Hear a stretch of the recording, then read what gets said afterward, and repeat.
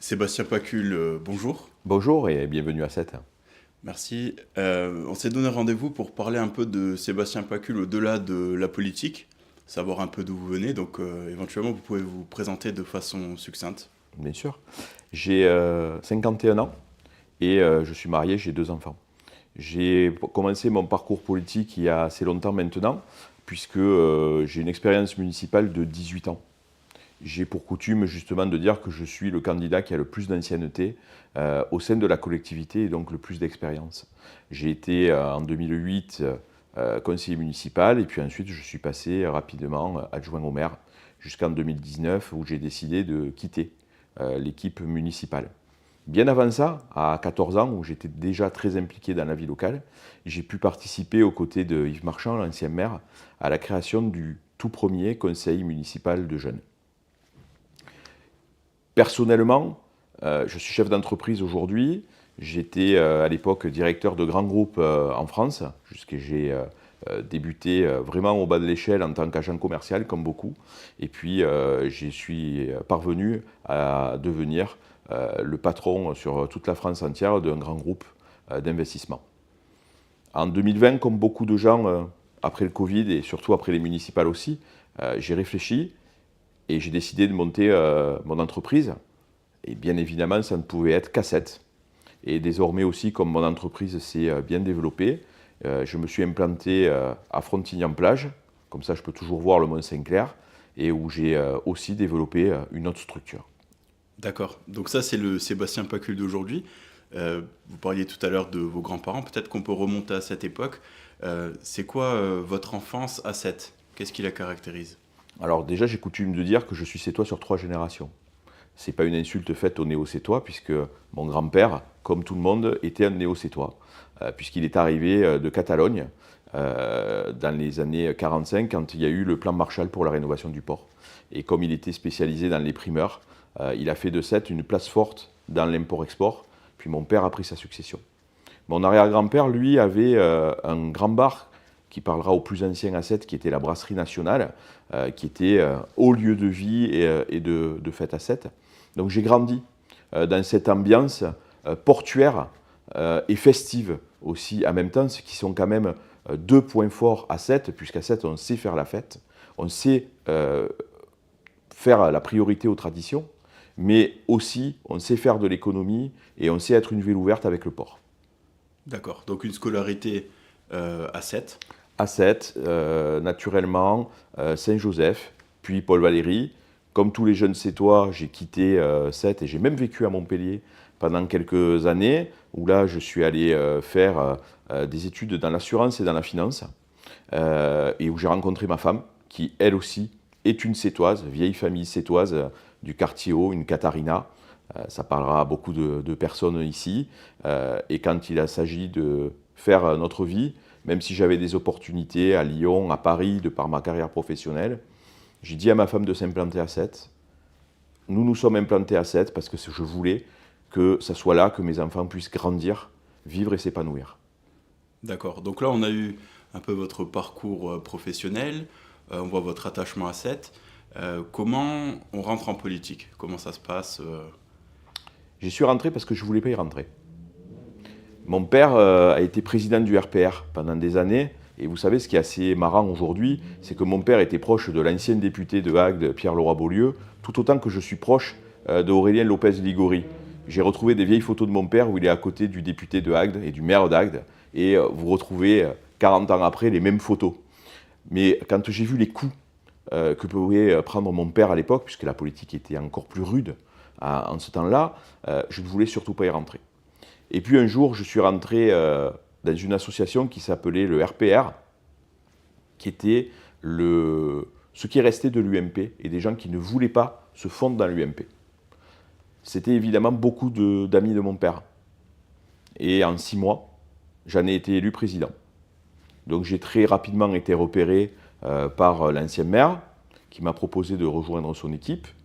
Et à l'époque, je l'ai fait avec plaisir parce qu'il avait construit le quartier de Villeroy, que je cherchais à implanter ma famille et qu'on ne pouvait pas se loger. J'étais à 2 doigts de quitter Sète pour aller vivre à Ballaruc pour pouvoir faire construire ma maison, comme beaucoup de Sétois l'ont fait. Et parce qu'il a fait ce projet-là à l'époque, j'ai pu y rester. Et je me suis dit, tiens, enfin un maire qui va me proposer de pouvoir rester à 7. L'histoire aujourd'hui, on le voit, est devenue tout autre malheureusement dans le temps. Mais à l'époque, j'ai voulu m'impliquer parce que je voulais que les jeunes comme moi, puisqu'à l'époque je n'avais que 35 ans, puissent rester à 7. D'accord. Alors vous avez parlé de Cuba, qu'avant c'était plus dur. Est-ce qu'il y a quelque chose qui vous a marqué, vous, quand vous étiez enfant? Quand j'étais enfant, ce qui me marquait, c'était les collages. Collages d'affiches. Je vais vous expliquer une anecdote qui m'est arrivée personnellement.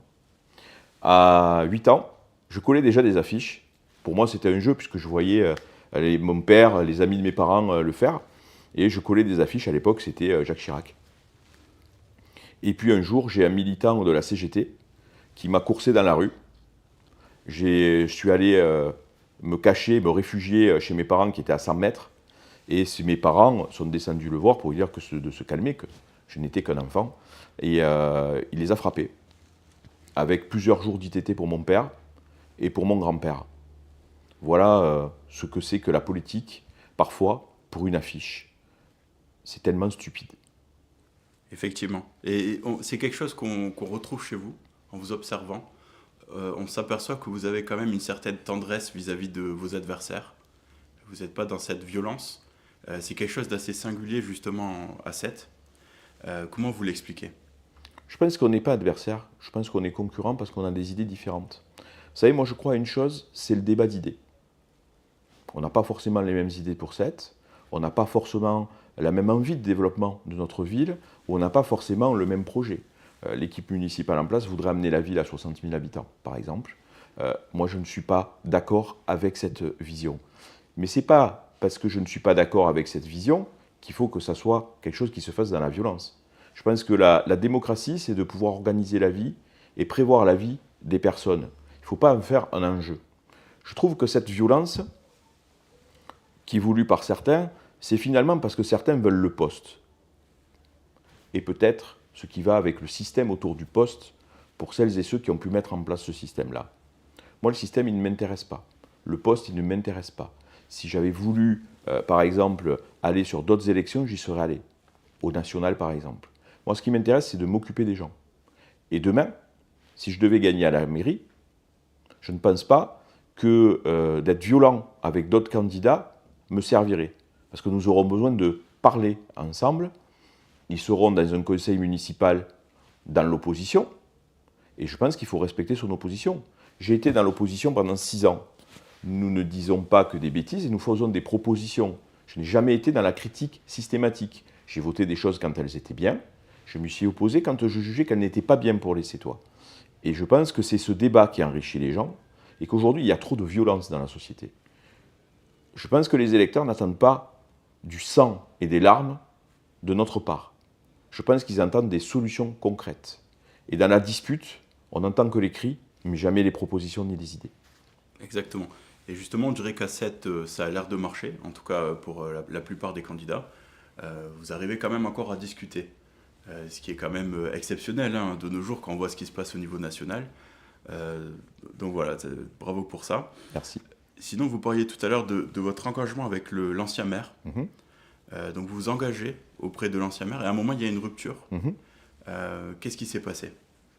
Cette rupture, elle a été issue de plusieurs trahisons de sa part.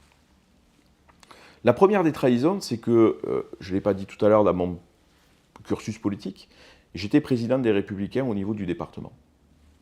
Et imaginez-vous, vous êtes président des Républicains au niveau du département, et vous êtes un matin au défilé de la Pointe-Courte, aux côtés du maire, et vous apprenez par la presse qu'il a signé la tribune de soutien à Emmanuel Macron. C'est son droit le plus absolu. Au départ, il était à l'UMP, puis au LR, puis il a dit qu'il n'était plus encarté. Vous savez très bien que j'appelle les maires sans étiquette les maires girouettes.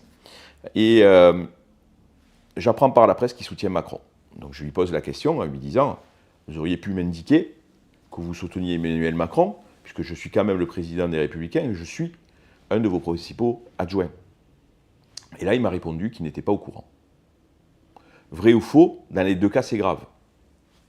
S'il n'était pas au courant, ça veut dire qu'il est trahi par ses proches. S'il était au courant et qu'il ne voulait pas le dire ni l'assumer, c'est quand même grave pour un homme politique. Et puis je me suis aperçu que finalement ce qui nous était présenté, un petit peu la carte postale de Sète, n'était pas du tout cette carte postale-là. Quand on voit les projets qui ont été faits sur l'entrée du côté de la route d'Agde, ce qu'on appelle la ZAC des Salins, où on nous présentait quelque chose, comme je l'ai dit en conseil municipal, qui était un monde merveilleux, végétalisé, et quand on voit l'univers bétonisé que c'est, on estime qu'on a été trahi. Surtout qu'en conseil municipal, je le signalais, je disais déjà que ce projet me faisait penser à Stalingrad. Aujourd'hui, on voit que j'avais raison. Quand on voit l'autre entrée de la route de Montpellier, c'est pareil.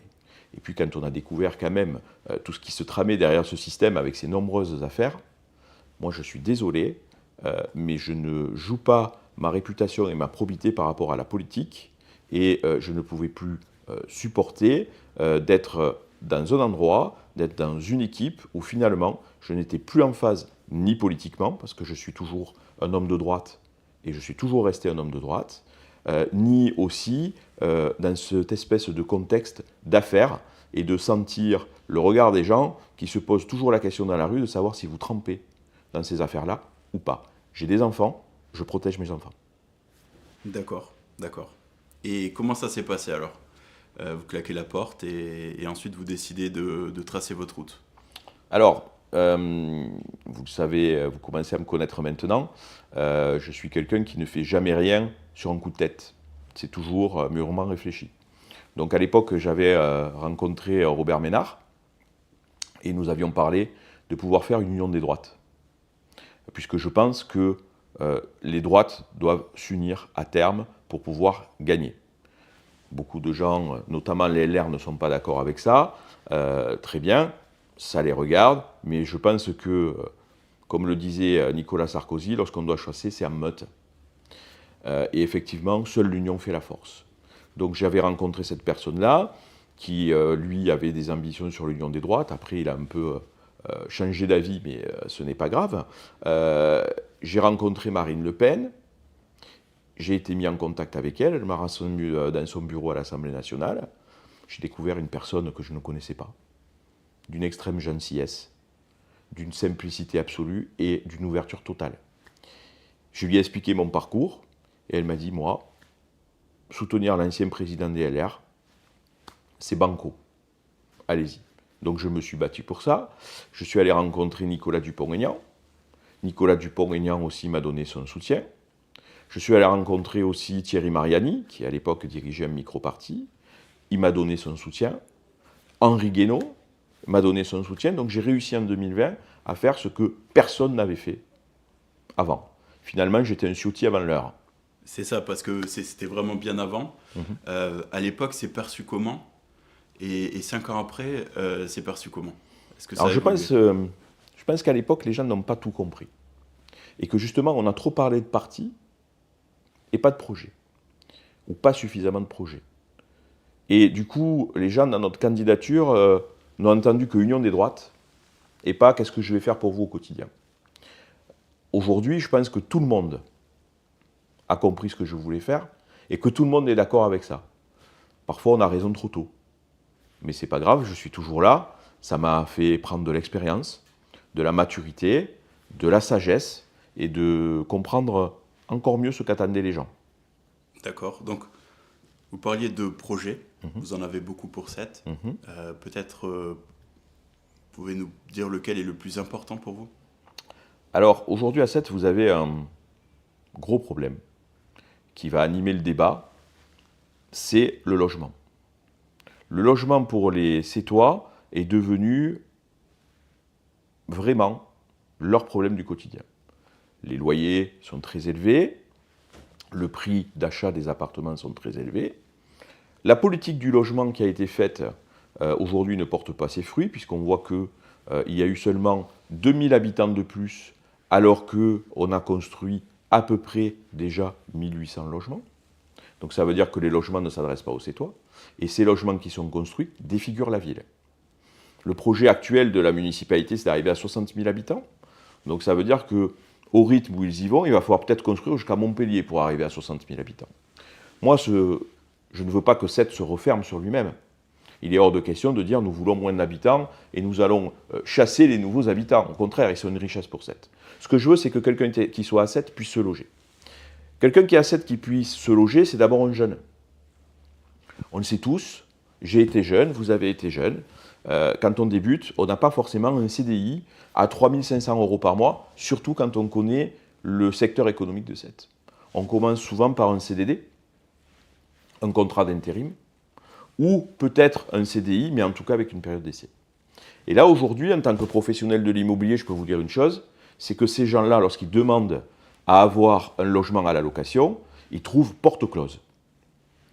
Ce n'est pas un reproche qui est fait aux professionnels de l'immobilier, c'est une protection pour les propriétaires, parce que les propriétaires ne veulent pas avoir d'impayés. Et donc, ils prennent des assurances, et ces assurances-là ne prennent pas ces personnes-là avec des critères d'emploi dits précaires. Ce que je propose, c'est un dispositif qui s'appelle 7 à clé.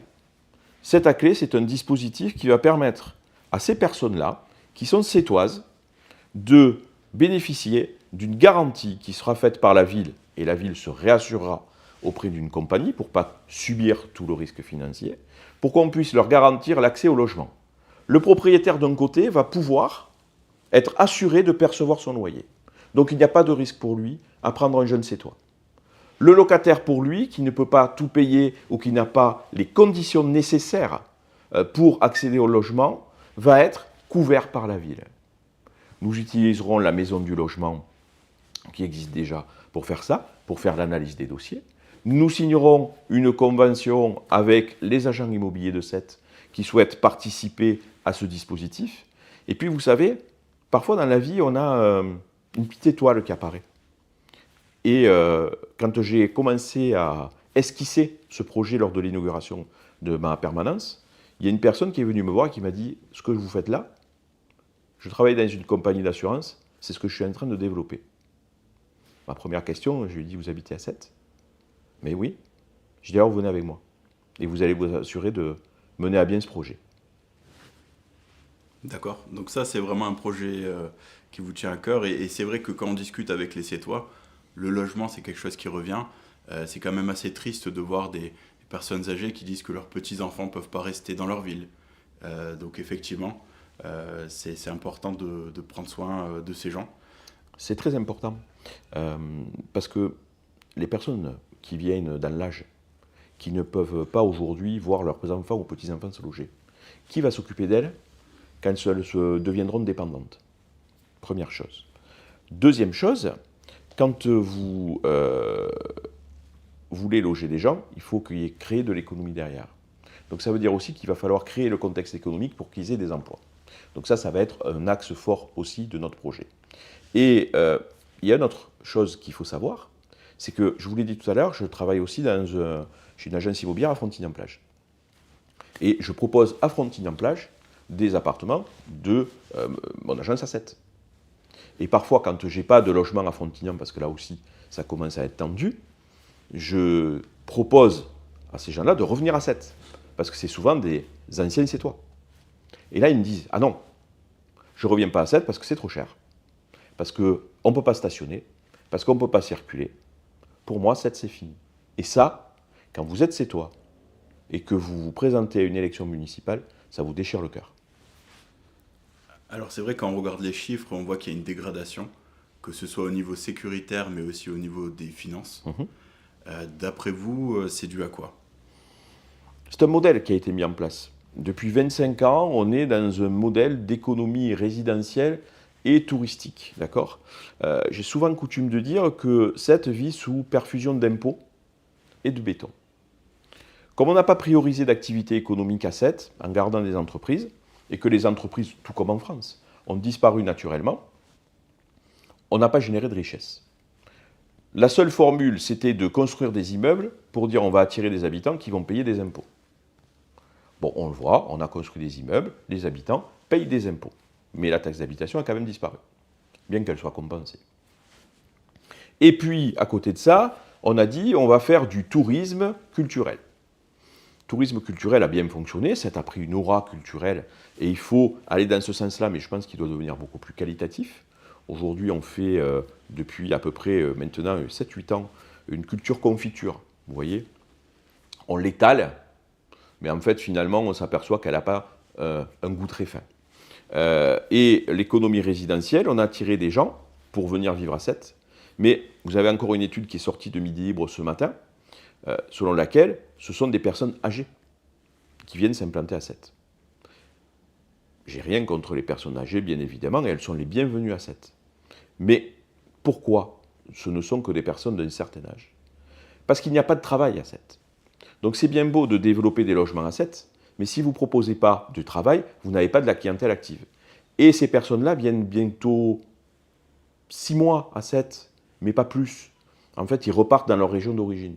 Du coup, leur consommation est beaucoup plus faible que celle d'une famille. Si vous prenez 2 personnes retraitées qui viennent vivre à Sète, elles sont 2, elles ne sont pas 4. Elles ne viennent pas faire vivre une école. Elles vont acheter moins de voitures parce qu'elles roulent moins.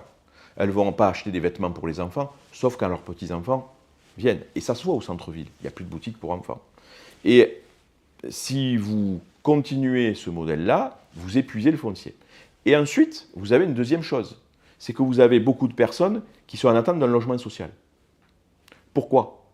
Parce que les revenus qui sont proposés à Sète sont très bas. Donc elles sont éligibles. Du coup, on garde les personnes qui sont bloquées par l'obtention d'un logement social, et ensuite on attire les personnes qui sont seniors. Le meilleur exemple d'échec, il est très simple. Je vous rappellerai que François Comène s'est fait élire sur le fait qu'il était gynécologue et qu'il avait la plus grosse clinique pour accoucher les femmes de Sète. Il avait coutume de dire « j'ai accouché la moitié des femmes de Sète ». 25 ans après, le service accouchement de sa clinique ferme. C'est quand même la preuve d'un échec patent. Un maire accoucheur, finalement, ferme son service. Je pense que la boucle est bouclée, que c'est la fin de son cycle. Effectivement, on voit qu'il y a un déclin des naissances, donc plus de décès que de naissances. Qu'est-ce que vous proposez, justement au-delà du constat, pour changer les choses? La première des choses que je propose, c'est de pouvoir proposer un logement au je ne sais toi. C'est quand vous commencez à trouver un job, que généralement, votre cycle de vie se met en place. Vous trouvez un job, soit vous êtes déjà avec votre copine ou pas, mais vous en rencontrez une, elle aussi trouve un job, qu'est-ce qui se passe après? On a la stabilité financière, on se marie ou pas. Aujourd'hui, on est dans une société où il y a moins de mariages, et puis après, on fait un enfant. Et puis après, on fait généralement 2 enfants, si les gens le veulent. C'est tout ça qui va recréer de la richesse à Sète. C'est d'abord cette consommation pour les commerces. Ensuite, il faut que ces gens-là puissent se déployer dans leur job. On commence tous, comme je vous l'ai dit moi, j'ai commencé dans une agence qui faisait 6 mètres carrés, et puis après, dans la vie, on progresse. Ça s'appelle l'ascenseur social. Bien qu'il ait été dégradé, mais il existe encore. Cet ascenseur social, il faut qu'il y ait des entreprises qui puissent s'implanter à Sète, pour le proposer toujours à Sète. Sinon, vous êtes muté à Lyon, à Montpellier, etc. Et c'est là qui est l'enjeu. Qu'est-ce qu'on fait de tous ces immeubles qui se construisent du côté de la route de Montpellier? Est-ce qu'on construit à faire des immeubles là? De l'autre côté, en face, puisqu'il faut que les Sétois savent que ça, ce n'est qu'une première partie. C'est la face cachée de l'iceberg. Et est-ce qu'on va jusqu'à la gare? Ou est-ce qu'on dit, je vais figer mon plan d'aménagement des sols, le PLU, mais je préfère expliquer aux Sétois ce que c'est que le PLU, c'est grosso modo ce qu'on peut faire ou plus faire sur un terrain à Sète, et dire, je veux que là, ce soit des entreprises qui viennent s'implanter. Et on va leur créer les conditions pour s'implanter, les conditions fiscales, les conditions de mobilité, et surtout, choisir aussi le type d'entreprise que l'on va implanter. Vous savez, il y a un constat très simple. Vous avez un autre candidat, un candidat girouette, on ne sait pas trop ce qu'il fait, qui était à la tête d'une société qui s'appelle Blue Invest, qui était la société qui accueillait les entreprises. Je me suis posé beaucoup de questions sur cette société et sur la véracité de son travail. Quand le nouveau président de l'Aglo a été nommé, de manière très transparente, il m'a reçu et j'ai pu voir ce que faisait cette société. Et là, j'ai découvert une chose, c'est qu'il y avait 348 entreprises qui voulaient s'implanter à Sète. On ne les a pas implantées. Il y avait à peu près le même nombre d'entreprises qui voulaient s'implanter sur Agde. Ils en ont implanté beaucoup plus. parce qu'ils ont débloqué des terrains pour ça. Donc l'exemple, il n'est pas en Chine, il n'est pas à Dubaï, il est à Agde, à 20 km. Par contre, si vous implantez beaucoup plus d'entreprises à Agde que ce que vous en implantez à Sète, d'après vous, où est-ce que vont aller habiter nos habitants? À Agde. Donc c'est ça. Il faut prévoir la ville. Quelle ville on veut en 2040? Aujourd'hui, c'est quelle ville je veux pour me faire réélire. C'est ça le projet Marquez-Comène. Moi je dis, quelle ville je veux pour les Sétois en 2040. Tout à fait. C'est vrai quand on parle de 2040, peut-être que vous pourrez nous donner aussi des grands projets qui vont au-delà de la vie du quotidien. Mais même dans la vie du quotidien, c'est aussi l'infrastructure en général. C'est vrai que ça, c'est un thème qui revient. Les routes ne sont pas en bon état. On sent qu'il y a des choses qui ne sont pas vraiment réfléchies. Avec des panneaux, des choses comme ça. Tout le monde en rigole un peu, mais finalement, c'est quand même l'argent des Sétois qui est dépensé là-dedans, qu'on refait plusieurs fois les routes. On vous a vu en parler souvent. Vous savez, c'est le monde des Shadocks. Alors peut-être que les Shadocks, ça ne parle pas aux plus jeunes générations. Les Shadocks, c'était des petits personnages d'une bande dessinée, et toute la journée, ils pompaient. Et ils pompaient, il n'y avait rien qui sortait. Et ils disaient, il faut continuer à pomper. Ça me fait penser à ça. Sauf que là, c'est votre fric qu'on pompe, en fait. Quand on veut savoir où passe l'argent à 7, parce qu'on vous dit toujours avec le cœur sur la main, oh, on a refait cette rue. Merci, monsieur le maire, d'avoir refait cette rue. C'est très bien d'avoir refait une rue, mais monsieur le maire, c'est mon argent. Donc heureusement que vous faites des rues avec. Quand même, vu le niveau de fiscalité, je vous en suis gré. L'argent public aujourd'hui est très mal dépensé, c'est très clair. Je vais vous citer 3 exemples concrets. Vous prenez la rue du 11 novembre qui est au-dessus du parking si décrié de la place Aristide-Briand. Elle a été refaite en 2019. On l'a refaite en 2024 pour la piétonniser. Pourquoi? Parce qu'on a changé le projet, on a dit on va piétoniser cette rue plutôt que de la laisser aux voitures. C'est un choix. Je trouve que cette rue est bien faite. J'ai pas de souci là-dessus. Mais on l'a faite 2 fois. La rue Gabriel-Péry, qui est la rue qui monte au parking Aristide-Briand, on l'a fait refaire en 2018. Aujourd'hui, elle est entièrement défoncée par les travaux. Qui va payer? Les Sétois. Une rue, c'est 1 million d'euros le kilomètre. Je n'invente pas ce chiffre. Ce chiffre, c'est M. Escarguel, qui est adjoint aux finances, qui l'a dit publiquement en conseil municipal. Donc ça veut dire que là, on a à peu près 1,5 million d'euros, outre les 8 millions d'euros de dépassement du parking, 1,5 million d'euros qu'on a cramé. Vous prenez le pont des Arts, à l'entrée de la ville. Moi, je l'appellerais plutôt le pont bizarre. Pourquoi le pont bizarre? Parce que déjà, il n'est pas mis dans le bon sens. Donc, il ne sert à personne, sauf à ceux qui sortent du conservatoire. Il fallait le mettre dans l'autre sens. Ça va être fait un jour ou l'autre, on vous répondra, mais aujourd'hui, il n'apporte rien. Puis ce pont, on a mis des magnifiques miroirs de Jean Denant. J'aime beaucoup cet artiste. Mais le pont coûte 1,2 million, les miroirs coûtent 700 000 euros. Donc il reste 500 000 pour le pont. Moi, je vous préférerais faire peut-être 2 ponts. Ou sinon, les 700 000 euros, les mettre sur la voirie. Que les Sétois m'en excusent, mais je pense qu'on n'a pas besoin d'avoir des miroirs à l'entrée de la ville de Sète. Mais simplement des rambardes en fer forgé sur un pont auraient pu faire l'affaire. Un pont, c'est un ouvrage qui sert. Si on veut faire des œuvres d'art de partout, ça va devenir compliqué. Après, vous voyez les voiries. Les voiries, à Sète, elles sont dans un état délabré. C'est un scandale. Il n'y a pas assez d'argent. Pourquoi? Parce qu'on vit dans une ville cosmétique. On vous fait un centre-ville mignon pour les touristes, une espèce de mini Euro Disney, mais en revanche, quand vous allez dans les quartiers, les routes sont défoncées. Donc ça va être très simple.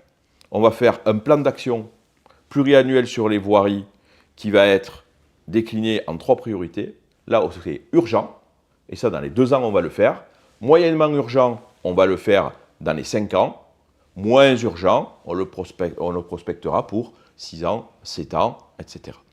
Ça, pour moi, c'est une priorité. Sécuriser les trottoirs aussi, parce que les gens tombent. C'est une priorité que nous devons mettre en place sur la ville. On ne peut plus faire rouler sur des routes qui sont des catastrophes. Vous allez chez les garagistes, ils changent des cardans à bout de bras, ils changent des amortisseurs, vous êtes en moto, c'est dangereux. Et puis, excusez-moi, il faut arrêter d'emmerder les Sétois. quand on veut piétoniser tous les boraquets pour des pistes à vélo et supprimer les stationnements, les Sétois, ils vont encore se garer où quand ils sont logés sur les quais? Ben, nulle part. Donc, ils vont partir, encore une fois. Moi, ma mère est partie du quai de Bosc parce qu'on a supprimé toutes les places de stationnement. Les ambulanciers ne peuvent plus passer, les taxiteurs ne peuvent plus passer, les livreurs ne peuvent plus passer. Donc ça, c'est plus possible non plus. Il faut penser une ville pour y habiter. 7, c'est très bien, on a des touristes, je veux qu'on déploie le tourisme, mais on ne doit pas être une ville de bronze-cul. Alors c'est ça. Au niveau de l'infrastructure, on parlait tout à l'heure de projets à 2040, peut-être même de projets à 2026. Voilà. Comment est-ce qu'on peut améliorer l'infrastructure? On voit que Sète a quand même cette particularité d'avoir des canaux, ce genre de choses. Et vous avez plusieurs projets à ce niveau-là pour essayer de désengorger les routes et voilà, d'optimiser un peu les flux. Est-ce que vous pouvez nous en dire plus? Alors, optimiser les flux, on va essayer de le prendre dans l'ordre parce que c'est quand même quelque chose de complet. Et il faut être très sérieux avec ça, parce qu'on voit que les solutions poudre de perlimpinpin qu'on a vues de l'adjoint à la circulation, aujourd'hui, elles sont totalement contre-productives. Hein. On met 2 stops à un croisement, 3 stops à un croisement, plus personne n'y comprend rien en fait. Déjà, on a une richesse à Sète. Il faut parler de l'histoire de Sète. Parce que les anciens, ils étaient certainement pas plus bêtes que nous. Sète s'est construit parce qu'il y a eu les canaux. Ces canaux, aujourd'hui, si vous tournez derrière vous, ils sont vides. Moi, je pense qu'on doit utiliser ces canaux comme dans d'autres villes pour, par exemple, faire les livraisons. Les livraisons de petits colis, aujourd'hui, c'est un cancer pour tout le monde. C'est un cancer pour les chauffeurs-livreurs, parce qu'ils se font engueuler. C'est un cancer pour les personnes qui sont livrées, parce qu'elles doivent descendre en bas de la porte, récupérer le truc, vite fait, et elles se font engueuler. C'est un cancer pour les automobilistes. Et ça devient un danger, parce qu'en plus, ils roulent très vite. Pourquoi ne pas faire un point relais à l'entrée de la ville, avec des navettes en bateau, qui viendraient ensuite desservir des points relais autour des canaux? Ça enlèverait déjà beaucoup de livraisons. Et en plus, ça peut être un projet économique. Parce que vous avez la pêche aujourd'hui qui est en train de crever. On est passé de 35 bateaux à 15 bateaux. Et bientôt, on sera à 7 ou 8 bateaux. Ces gens-là, ces pêcheurs, il faut les garder. Sauf qu'ils ne peuvent plus vivre de leur métier. Vous savez, c'est comme les agriculteurs aujourd'hui. Et moi, je pense à eux. Parce que mon beau-père, c'est un ancien pêcheur. Que ma femme, elle est issue d'une famille de pêcheurs. Et que s'il n'y avait pas eu ces pêcheurs qui sont venus d'Italie, je ne connaîtrais pas ma femme. Je ne connaîtrais pas mes enfants. Ces gens-là, je veux leur trouver une solution. Pas un mouroir. Leur redonner de la dignité. Qu'ils puissent, s'ils le peuvent, vivre de leur métier pendant les jours d'ouverture de pêche, mais qu'on puisse leur offrir une sortie en travaillant sur ces bateaux. Parce qu'eux, ils connaissent l'eau. Ensuite, on n'a pas suffisamment de taxis à Sète. Faisons des VTC par les canaux, avec des systèmes comme en Italie, avec des qui viennent de la SNCF et qui aillent jusqu'à la Criée avec des arrêts. Là aussi, on peut aider nos pêcheurs dans ce projet-là. Donc toujours pareil, je garde les gens, ceux qui font la richesse, de 7 à 7. On voit les ordures ménagères l'été sur le quai de la Marine. Elles sont relevées à 2h de l'après-midi alors que les gens mangent au restaurant. Pourquoi ne pas relever des containers par le canal? Donc déjà ça, c'est mon set de l'avenir. On fait de la richesse par les canaux. Ensuite, je parlais du quai de la Marine. Vous n'êtes pas de Sète, allez vous y promener. C'est le quai principal pour les restaurants. Ça devrait être notre vitrine quand vous sortez du parking. C'est le quai le plus pourri de Sète. Il faut le refaire. Absolument. La promenade J.M. Marty, quand vous allez vers la mer. C'est pareil. Le maire, là, déploie un projet parce qu'il avait promis quelque chose de pharaonique. Donc il fait un projet à minima pour dire, vous voyez, je l'ai fait. Non, il va détruire les arcades. Et après? Très bien. Faisons un promontoire face à la mer. Faisons quelque chose de beau. Et il faut absolument aller implanter un parking là-bas, puisque tous nos touristes arrivent de la corniche. Donc il faut retenir nos touristes. Quand vous avez compris que je déleste déjà un peu de circulation au centre-ville et que je fais des flux par les canaux, maintenant, vous avez 2 flux qui existent, qui sont les touristes et les locaux. Je veux qu'on arrive par une étude à dissocier le flux de touristes du flux des locaux. Je veux que les locaux puissent circuler correctement en centre-ville, que les touristes puissent se stationner autour de la ville et y venir. Il n'est pas normal que quand vous êtes au mois d'août, pendant les joutes, vous ayez toutes les voitures qui viennent de Montpellier, qui veulent aller à Agde, qui soient amenées sur notre plus belle vitrine, que sont les canaux. Eux sont dans les embouteillages, nous, on est incommodés, et il y a du danger. Développant un plan de circulation où l'entrée de la ville peut-être se ferait par l'avenue Victor Hugo, avec un cheminement, parking Victor Hugo, parking Aristide Briand, parking du canal, parking du marché. Et dissocions surtout le prix du stationnement des c'est-toi et des non-c'est-toi. La mairie répondra « je le fais ». Non, vous ne le faites pas, parce qu'en juillet-août, vous augmentez les tarifs. Ça veut dire que là, priorité est donnée aux touristes, dehors les c'est-toi. Finalement, un petit peu comme si on les gênait. D'accord, donc les canaux, voilà, pour dynamiser les flux de façon intelligente, c'est économique, mais il y a aussi le volet sécuritaire. Alors, les canaux, je vais vous les expliquer aussi pour la sécurité, effectivement. Aujourd'hui, vous avez un commissariat de police municipale qui est à côté du McDonald's, grosso modo, dans la nouvelle zone affreuse de l'entrée de la ville de Sète. Le canal y est à 30 mètres pour eux. Aujourd'hui, là aussi, on est dans le monde des Shadocks. Tout le monde sait à Sète qu'il y a des embouteillages et que pour venir de là et arriver au centre-ville, il faut 20 minutes. Mais eux, on les met dans des voitures.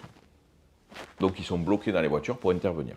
Moi, ce que je propose, c'est de mettre une brigade qui soit en bateau et qui puisse circuler sur les canaux, qui puisse sécuriser du coup les canaux des deux côtés, puisqu'ils ont cette vision-là, et qui puisse intervenir très rapidement, jusqu'à la corniche. Donc, c'est un gain de temps, une économie et un gain d'efficacité.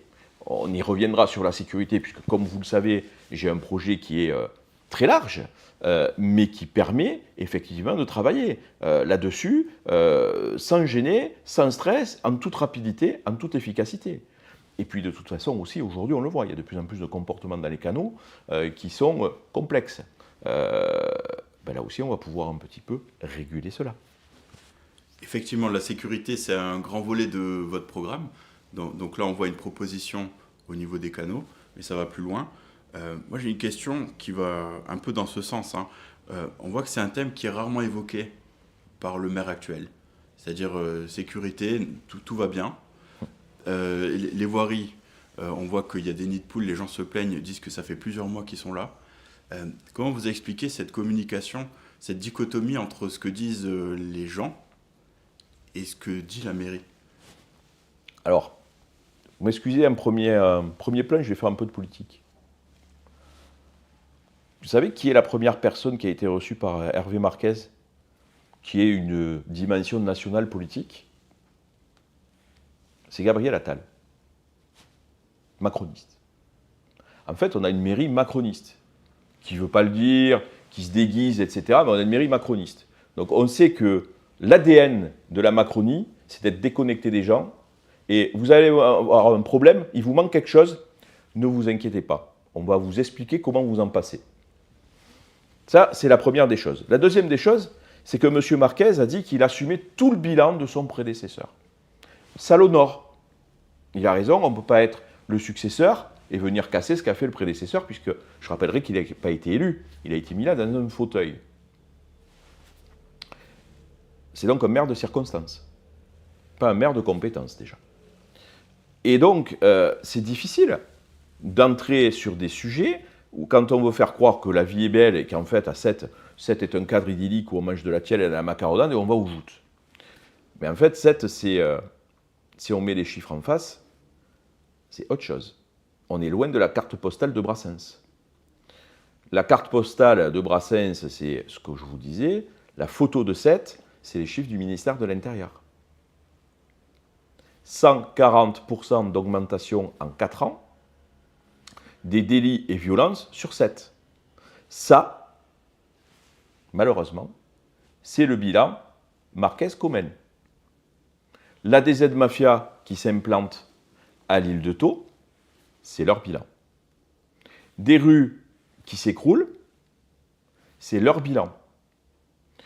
Et alors, leur réponse est de dire « Vous savez, on n'a pas beaucoup de sous, donc tout ce qu'on fait, c'est pour vous. » Pas beaucoup de sous, on a quand même un budget qui oscille entre 137 et 139 millions d'euros par an. Donc de l'argent, il y en a. Mais comme je vous le disais tout à l'heure, cet argent, il faut savoir où il va. et il faut qu'il soit bien utilisé. Et ensuite, vous l'utilisez à deux destins.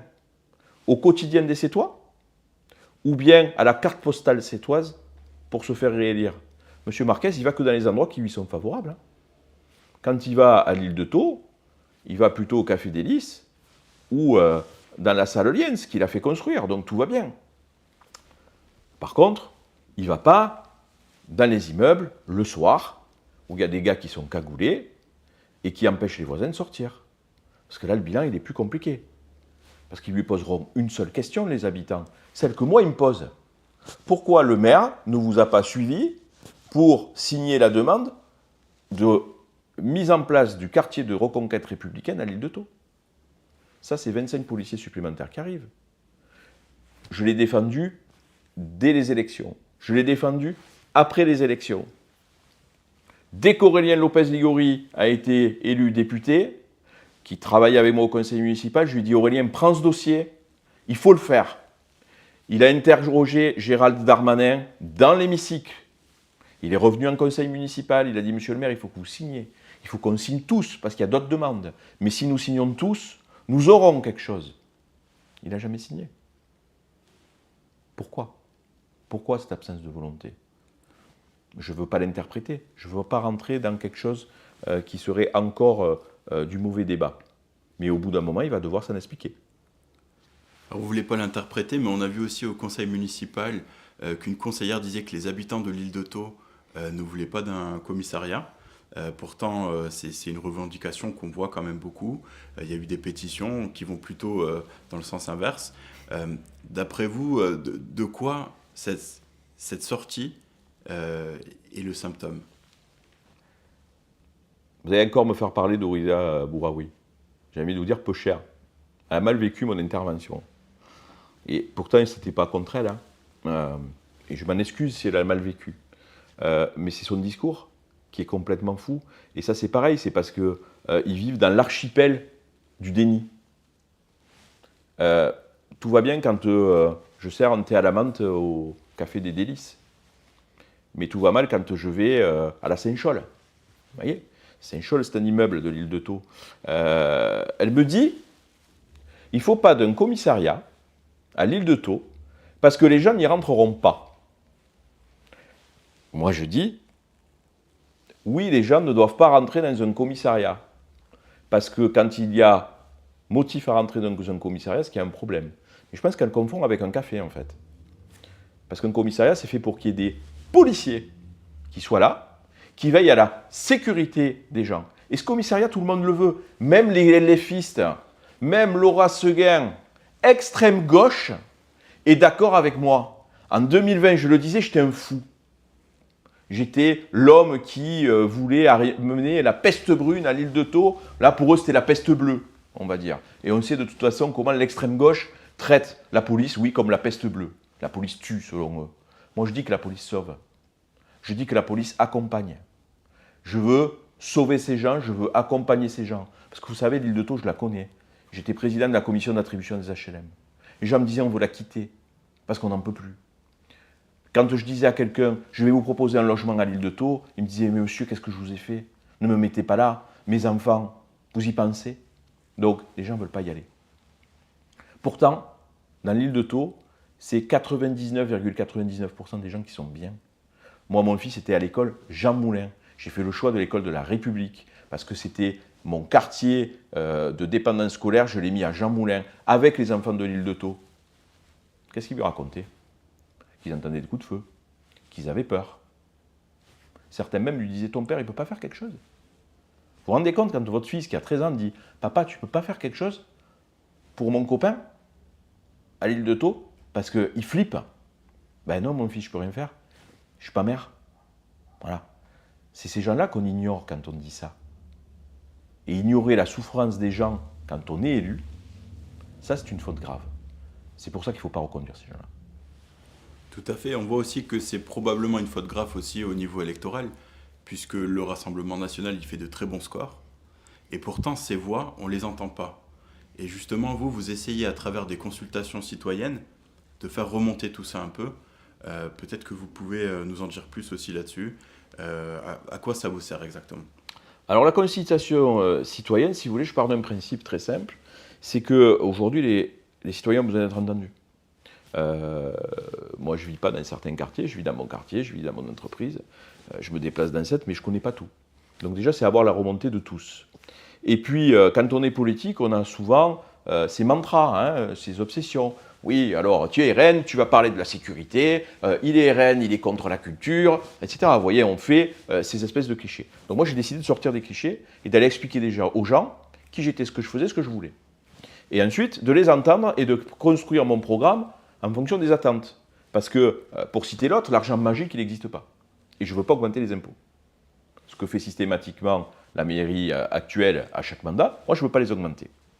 Donc du coup, il faut que j'emploie bien cet argent pour qu'il soit efficace pour tout le monde. Ça s'appelle de l'attribution des ressources.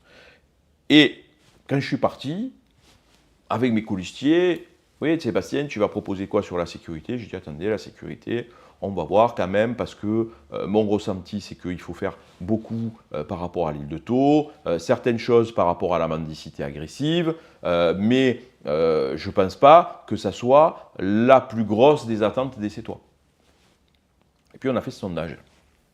Et là, surprise, 70% des personnes interrogées nous ont dit qu'elles se sentaient en insécurité à 7. Je vous avoue que même moi, j'ai été surpris. Mais forcément, j'habite pas tous les quartiers, je n'ai pas l'avis de tout le monde. Donc ça a servi à ça. Ça a servi aussi à faire remonter certains sujets sur, par exemple, pour les commerçants, quel festival vous rapporte le plus? D'accord? Il y a une grosse politique de festival qui est très bien. Je suis 100% à fond avec les festivals. Mais ce que je veux, c'est savoir que quand j'alloue de l'argent public, s'il profite à tous. Et à partir de là, si on s'aperçoit que certaines choses ne marchaient pas, on analyserait pourquoi ça ne fonctionne pas. Et les choses qui marchent, on va les doper, on va les dynamiser. Pourquoi? Parce que vous êtes comme dans un commerce. Quand vous avez un produit qui se vend, vous le mettez en avant, vous en commandez plus.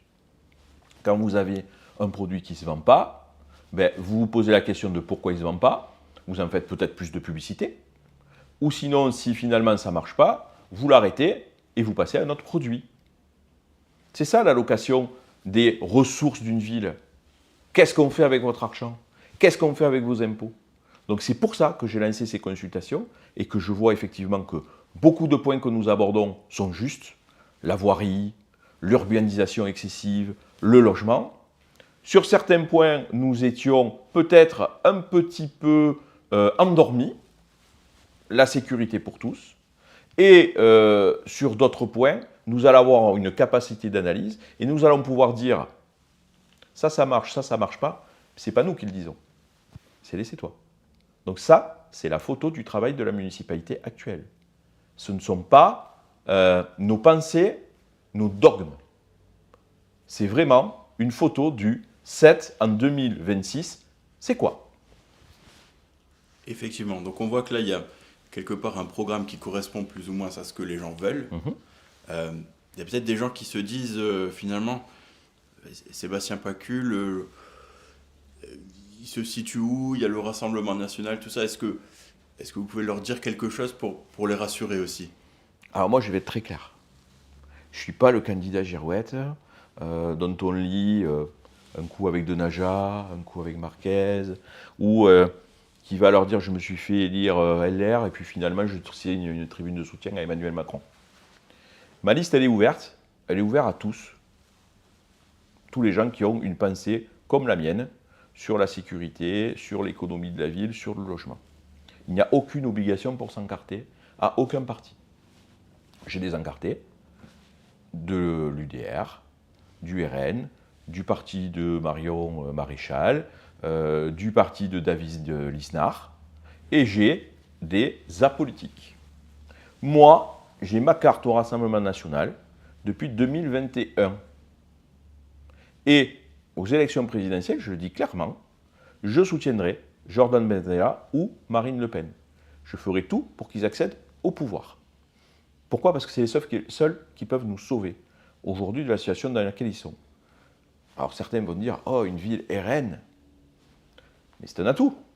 Parce qu'imaginez que, quand ils seront élus dans 1 an, que je vais aller les voir pour avoir un quartier de reconquête républicaine ou des moyens policiers supplémentaires sur la ville. Vous pensez qu'ils vont plutôt les donner à un maire macroniste ou à un maire Rassemblement National? À 7, le Rassemblement National, sur la tête d'Aurélien Lopez-Ligori, se sont portés 9000 électeurs. C'est un record. Un record. Je dis à ces 9000 électeurs, gardez votre vote Rassemblement National. Ne vous faites pas avoir par ceux qui vous disent « Oui, mais moi, je suis plutôt de droite. » Tu n'es pas de droite quand tu accordes sous le manteau le permis de construire d'une mosquée pour 1000 fidèles. Pourquoi? Non pas que je ne veuille pas qu'on agrandisse une mosquée à 7. Je préfère avoir des croyants qui sont dans une mosquée et pas sur le domaine public, c'est très clair. Et ils ont droit à un lieu de culte, je suis très clair là-dessus. En revanche, j'ai posé des questions simples. D'où viennent les financements? Comment c'est financé? Où en est ce projet qui a été délivré en 2023? Et là, je n'ai pas de réponse. Encore une fois, on se cache. Moi, je dis, si on se cache, c'est qu'il y a un problème. Sinon, fournissez-moi les réponses. Et là, je suis désolé, ce n'est pas le comportement d'un maire de droite. Votre maire, si vous avez voté comme député Aurélien Lopez-Ligori, si vous avez voté Marine Le Pen au présidentiel, vous voulez donc que le Rassemblement National gagne les présidentielles. Le meilleur moyen pour vous, c'est d'avoir un maire Rassemblement National. Parce que tout le monde, les gens qui ne sont pas convaincus, vont s'apercevoir qu'un maire Rassemblement National, ça bosse. Et que le Rassemblement National, ça marche. La gestion RN, ça marche. Regardez Louis Alliot, regardez Julien Sanchez. Ils sont tous réélus ou vont tous être réélus dès le premier tour. Ce n'est pas le cas des maires républicains, des maires macronistes qui font des tambouilles politiciennes où finalement vous partez soi-disant avec un attelage de pur sang et vous finissez avec des ânes. Ça ne marche pas. Donc je suis très clair là-dessus. Je suis le candidat Rassemblement National. Je le reste. Et franchement, vous savez, j'ai quitté les LR. Et ensuite, j'ai rejoint le Rassemblement National avec 1 an où j'étais dans aucun parti. Au Rassemblement National, je me suis trouvé une famille. D'accord. Donc, peut-être qu'on va s'adresser aussi aux personnes qui votent déjà pour le Rassemblement National. Peut-être leur expliquer que c'est important d'aller voter. Parce qu'il y a beaucoup de gens qui pensent comme vous, mais qui pensent aussi que le système est verrouillé, que ça ne sert à rien, que tout est verrouillé, qu'on ne peut rien changer. Est-ce que vous pouvez peut-être leur dire que finalement, si une voix, 10 voix, ça change tout? Alors, c'est très simple à expliquer. Le système, oui, il est verrouillé quelque part, ils ont raison. Hein. Quand vous voyez le nombre de procurations qu'il y a eu à l'île de Thou en 2020, et qui portait le nom de ces procurations, ça fait quand même, ça laisse pensif, hein, très pensif. Cette année, on m'a éveillé. Je peux vous dire que je vais mettre des huissiers dans les bureaux de vote clés, notamment de l'île de Thou. Mais au-delà de ça, vous êtes plus fort. L'histoire de France a démontré que le peuple était toujours plus fort. Quand le peuple vote, le peuple gagne. Et c'est parce que vous vous taisez, ou c'est parce que vous tolérez qu'on vous coupe la voix, que les autres en profitent. Regardez, vous prenez un résultat électoral. Sur une législative, on gagne avec 62% de participation. Ça veut dire qu'il y a encore 38% de personnes qui ne sont pas allées voter. Vous imaginez le potentiel? Le potentiel, il est énorme. Et ça, messieurs, dames, qui dites « Oh, moi, je ne vais plus voter parce que finalement, mon candidat, il n'est jamais élu » ou quoi que ce soit, vous participez à leur victoire.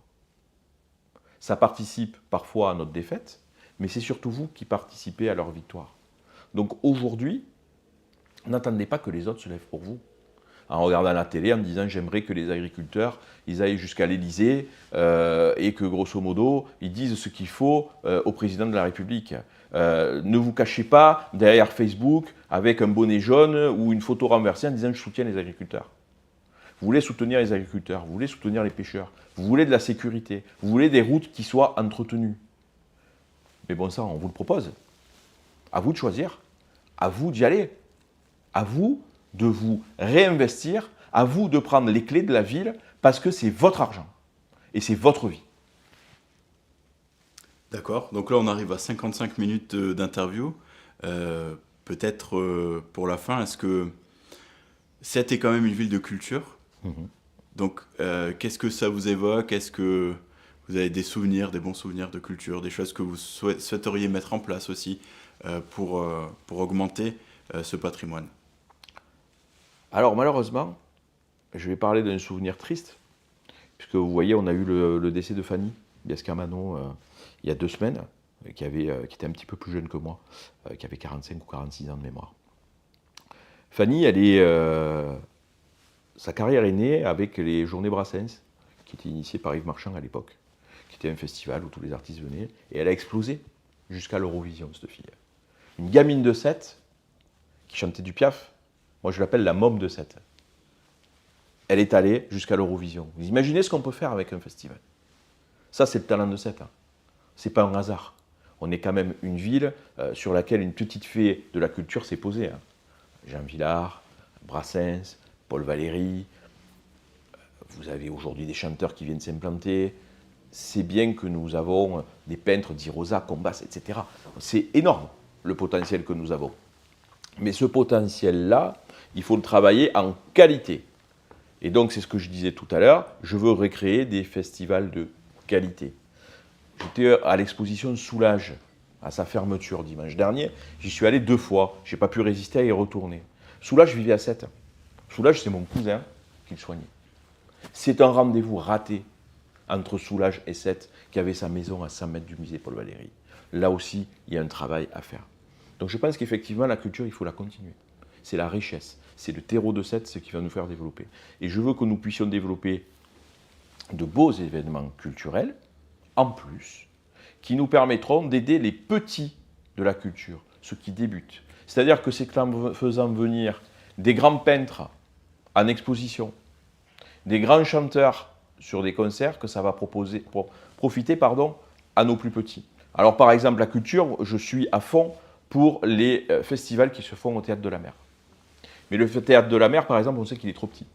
Donc ça impose d'avoir un prix élevé des billets et une jauge assez petite pour pouvoir accueillir des artistes. Moi, ce que je propose à ces festivals, c'est de leur mettre une scène flottante avec un concert dans la semaine de leur festival qui se fasse en centre-ville. Ainsi, on pourra faire travailler les acteurs commerciaux du centre-ville et eux pourront développer une soirée qui les enrichira. Je ne veux pas qu'ils soient à la merci de mes subventions. Je ne vais pas leur toucher les subventions comme certaines peuvent l'inventer. Ce n'est pas là la question. C'est comment je vais faire pour qu'ils gagnent plus d'argent et qu'ils soient même dépendants de ma subvention et qu'ils puissent se lâcher. Parce que la culture sous subvention pure, c'est du communisme. D'accord?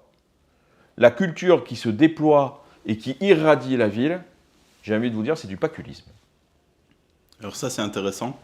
C'est vrai qu'il y avait cette phrase aussi quand vous êtes un artiste et que vous dépendez uniquement de l'argent du contribuable, vous êtes un fonctionnaire. Oui. Et donc pour un artiste, c'est lui prendre un peu sa liberté aussi. Bien sûr, c'est lui prendre sa liberté de créer, lui prendre sa liberté de penser et lui donner une image vis-à-vis de la population d'assister. Un artiste, c'est tout sauf ça. Un artiste, c'est quelqu'un qui s'est émancipé et qui s'émancipe par rapport à son art et qui émancipe les gens sur leur art. Donc ça, il faut leur donner. Aujourd'hui, on est dans un système clientéliste. Vous voulez faire un festival, ok, vous vous entendez pas bien avec le maire, c'est terminé. Bon. Moi, j'ai une petite qui fait de la danse. Les écoles de danse, ça te paye le Théâtre de la Mer. C'est des spectacles magnifiques de voir sa fille, de voir toutes ces familles qui regardent leurs enfants danser. Mais bon sang, bonsoir. On ne peut pas quand même leur proposer le Théâtre de la Mer gratuitement, créer un festival de la danse avec toutes ces écoles de danse. Moi, je pense que c'est gagnant de faire ça. C'est gagnant pour tout le monde. Parce que ces écoles de danse-là aussi, si on leur donne le théâtre gratuit, elles feront le billet soit moins cher, et donc il y aura plus de familles qui iront, parce que c'est un budget, le grand-père, la grand-mère, etc., qui viennent. Et même si elles décident de ne pas baisser le prix du billet, elles pourront faire encore un plus beau spectacle, ou elles auront plus de moyens dans leur année, ou elles pourront baisser le prix de la cotisation, et donc on aura plus de petites filles et de petits garçons qui pourront danser à 7. D'accord. Une petite dernière question. Seth a produit beaucoup d'artistes, d'œuvres. Laquelle vous a le plus marqué? Ah, alors ça, c'est compliqué. Pour moi, on ne va pas parler d'œuvres, on va parler de littérature. Moi, je suis un amoureux de Paul Valéry. Et ça sera peut-être ma conclusion. En vous citant une phrase de Paul Valéry qui disait « Je suis né dans une ville où j'aurais rêvé de naître ». Sébastien Pacul, merci. Merci beaucoup.